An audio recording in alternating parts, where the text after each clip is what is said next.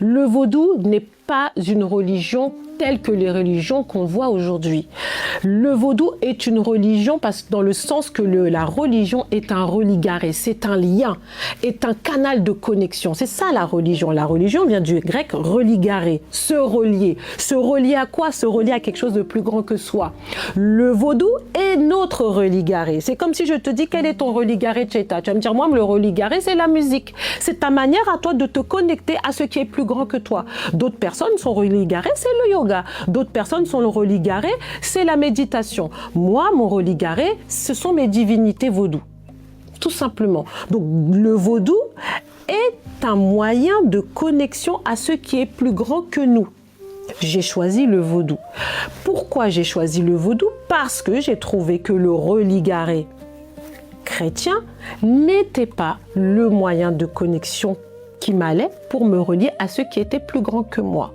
Je me sens en phase, je me sens en harmonie et parfaitement connectée dans mon religaré, le vaudou. Par cette réponse, tu nous dis que le vaudou, clairement, c'est une religion et non un mode de vie. Ou est-ce que le vaudou est aussi un mode de vie tout en étant une religion? Tout dépend pour qui. Il y a des gens pour qui le vaudou n'est pas un mode de vie. C'est une religion parce qu'ils le pratiquent avec des mécanismes. Avec des traditions, des coutumes. Donc on va dire que pour eux c'est une religion. Mais pour la personne pour qui c'est un mode de vie, ce n'est pas une religion parce que c'est ta manière à toi de te connecter à ce qui est plus grand que toi, sans code, sans dogme. Je le dis souvent, ah oui mais quand je vais rentrer dans le vaudou, est-ce que je pourrais continuer à manger du porc? Tout va dépendre de ta connexion avec tes divinités. Peut-être tes divinités te diront, Tcheta, toi, le porc ne va pas avec ton énergie. Tu ne mangeras pas de porc, mais peut-être que moi, ça me va. Donc, ce n'est pas une religion en tant que telle pour dire non, on ne doit pas manger de porc, on ne doit pas sortir le lundi, on doit se laver 4 fois par jour, tu dois allumer des bougies 6 fois par semaine. Non, ce n'est pas ça.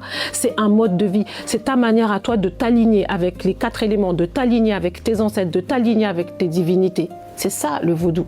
Donc, pour moi, le vaudou, c'est un mode de vie. Un mode de vie, une religion selon ce que l'on en fait soi. That's it. Une pratique encore pour certains. Il y a des gens pour qui le vaudou n'est ni un mode de vie, ni une religion, c'est une pratique. Ils pratiquent le vaudou comme l'autre pratique du ski. Comment on pratique le vaudou comme... Ok, je vais t'expliquer.